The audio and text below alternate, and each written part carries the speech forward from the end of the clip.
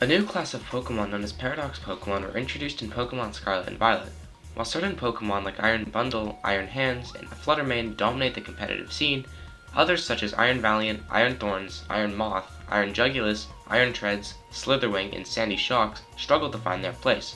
This video delves into the nuanced reasons behind their limited usage, exploring the challenges posed by their abilities, stat distributions, and typing. The shared abilities of Quark Drive and Photosynthesis are integral to the Paradox Pokemon group. While Pokemon like Fluttermane and Iron Bundle wielding these abilities with great effectiveness, future Pokemon often face difficulties. Take Iron Hands for instance.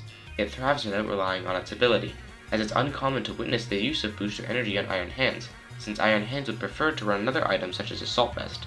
This creates a paradox of its own, as future Pokemon struggle to maximize their potential when their abilities become secondary in importance. The limitation becomes pronounced when constructing teams with multiple future Pokemon, as only one can benefit from an ability at a time, presenting a crucial strategic challenge in the VGC setting. The question arises, why do past Pokemon get to use Photosynthesis while future Pokemon can't use Quark Drive? The answer is quite simple. The ways to activate each ability are a lot different. Photosynthesis, the better of the two, relies on the sun to be activated, and strategies involving moves like Sunny Day or abilities like Drought are common, while Quark Drive's condition, Electric Terrain, is a lot harder to set up. Each weather and terrain have two ways of being set up. Sun can be set up by Sunny Day or Drought, while Electric Terrain can be set up by Electric Surge or Electric Terrain. But that doesn't answer the question, why is weather used more than terrain? Terrain is a lot more niche, and fewer Pokemon get it, making it feel less impactful.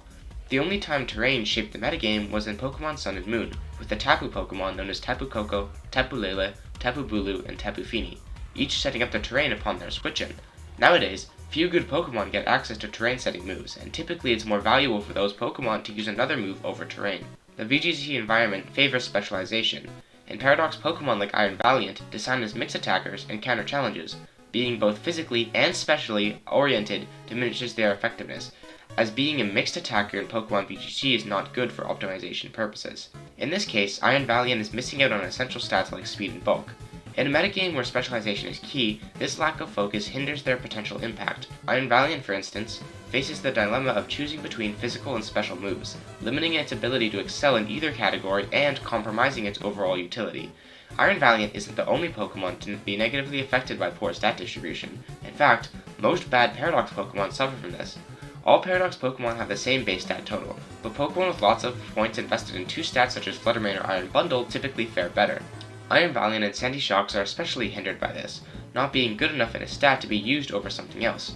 Not only this, but Pokemon success often hinges on typing, with certain formats favoring specific typings.